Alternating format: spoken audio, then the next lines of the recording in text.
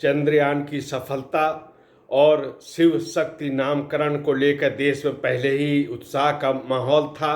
राष्ट्रीय गौरव की अनुभूति हो रही थी। इसके बाद अब आदित्य L1 का जो सफल प्रक्षेपण हुआ है, उससे देश के इस उत्साह में और वृद्धि हुई।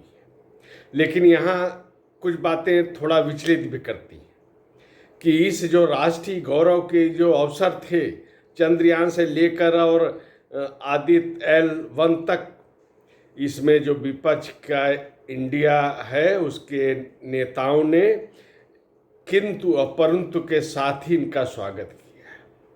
कांग्रेस के नेताओं ने तो पूरा श्रेय नेहरू जी को दे दिया। उन्हें जो वर्तमान पिछले कुछ वर्षों में जो कार्य हुए हैं उनकी चर्चा तक नहीं की। उनको ये डर था कि कहीं प्रधानमंत्री के रूप में नरेंद्र मोदी को इसका श्रेय न मिल जाए। वो इन बातों को भुलाना चाहते हैं कि किस प्रकार नरेंद्र मोदी सरकार ने सतत अंतरिक्ष वैज्ञानिकों को सुविधाएं और साधन उपलब्ध कराने में गंभीरता से कार्य किया है, बहुत ही प्रभावशाली नीतियों का निर्माण किया है।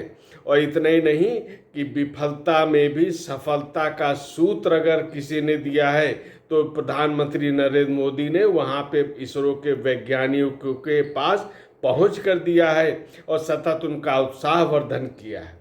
निश्चित रूप से इन सब कारकों का भी इन सफलताओं में योगदान है, लेकिन यहीं तक सीमा उनकी नहीं थी विपक्षी इंडिया की। इसके कई नेताओं ने तो बिल्कुल जो चंद्रयान का लैंडिंग स्थल रहा उसको शिव शक्ति नाम देने के खिलाफ एक तरह से खुला विरोध कर दिया। उन्होंने कहा कि ये नाम देना ही नहीं चाहिए। किसी ने कहा नरेंद्र मोदी को ऐसा करने का अधिकार नहीं है। किसी ने कहा कि ये शिव शक्ति नाम देकर वैज्ञानिकों का अपमान किया गया है। और इसमें प्रमुख दिग्गज नेता शामिल थे इस तरह का बयान देने वालों में। लेकिन जो इसरो की वर्तमान टीम है उसने भी ये साबित कर दिया कि किस प्रकार से ये शिव शक्ति नामकरण से भी उनका उत्साह बढ़ा है, उनको संतुष्टि मिली है। और इतना ही नहीं तो उन्होंने भारत की जो वैज्ञानिक विरासत है जो संस्कृति में उल्लेखित है उन सब के प्रति भी अपना श्रद्धा भाव, अपना एक गरिमा के साथ एक उनका उल्लेख भी किया है।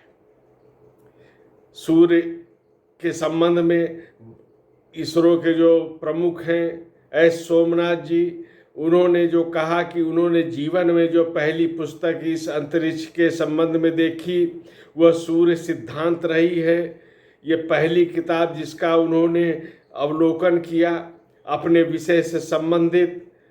वो कहते हैं कि मैंने संस्कृत में देखा इस पुस्तक को, उस विषय की पुस्तक जिससे मैं परिचित हूँ, जिससे मैं संबंधित हूँ। यह किताब सौर प्रणाली के बारे में है, कैसे ग्रह सूर्य के चारों चक्कर लगाते हैं, घूमते हैं, इनकी गति क्या है, इनकी अवधि क्या है, इन सब का उल्लेख हजारों साल पहले हमारे ऋषियों ने कर दिया था और आज इसरो के प्रमुख इसका उल्लेख भी करते हैं। ये बात समझनी चाहिए कि ये शिव शक्ति है, इसमें भी गौरव की अनुभूति होनी चाहिए। राष्ट्रीय विरासत से मुक्त होने का प्रयास नहीं करना चाहिए। ये गौरव का बात पूरे देश के लिए है। इसको विपक्ष के इंडिया नेता समझने का प्रयास नहीं कर रहे हैं। वो इस राष्ट्रीय गौरव से अलग रहना चाहते हैं। उनके बयानों से ये बात बिल्कुल साफ झलकती। इतना ही नहीं, वो सोमनाथ जी कहते हैं यही जो भारत का ज्ञान था वो संस्कृत में जो लिखा गया, वही जो विचार है, वही जो ज्ञान है वो अरब गया, वही यूरोप गया, वहाँ के वैज्ञानिकों ने शोध किए और अनेक कार्य जो है भारत के विचार से प्रेरणा लेकर किए हैं। और वही जो विचार हैं, वही जो बातें हैं वो हजारों साल बाद भारत में वापस आई हैं। यानी मूल कहाँ है? तो मूल भारत में है, जिसको विश्व गुरु कहा गया। मूल कहाँ है? तो वह संस्कृत के साहित्य में है, जो हमारे ऋषियों ने जिसकी खोज की, जिसकी कल्पना की। अब भारत के प्राचीन गुरुकुल जो थे वो सब के सब अनुसंधान के केंद्र हुआ करते थे। सोमनाथ इसका उल्लेख भी करते हैं। आर्टिफिशियल इंटेलिजेंस हो, मशीन की लर्निंग हो, इसके बारे में वो कहते हैं कि ये सब क्षेत्रों में जो काम करने वाले हैं उनको संस्कृत से प्रेम है, क्योंकि संस्कृत में विज्ञान है, खगोल शास्त्र है, गणित है, तत्व विज्ञान है, ये ऐसे अनेक जो विषय हैं जिनको यूरोप के वैज्ञानिकों ने जिसका लाभ उठाया। अब भारत के वैज्ञानिक उनका लाभ उठा रहे हैं। उसका कारण कहीं से कहीं ये है कि किस प्रकार ये वर्तमान जो सरकार है नरेंद्र मोदी की, ये इन सब विषयों के लिए एक प्रेरणा देती है, राष्ट्रीय गौरव की अनुभूति कराती है। वो चाहे वैज्ञानिक हो, चाहे समाज के अन्य क्षेत्रों में काम करने वाले लोग हों, ये सब इनसे प्रेरणा ले रहे हैं। और इससे जो भारत जो यात्रा जो हजारों वर्ष पहले रोक दी गई थी, वो आज फिर शुरू हुई है और उसके सकारात्मक परिणाम देखने को मिल रहे हैं।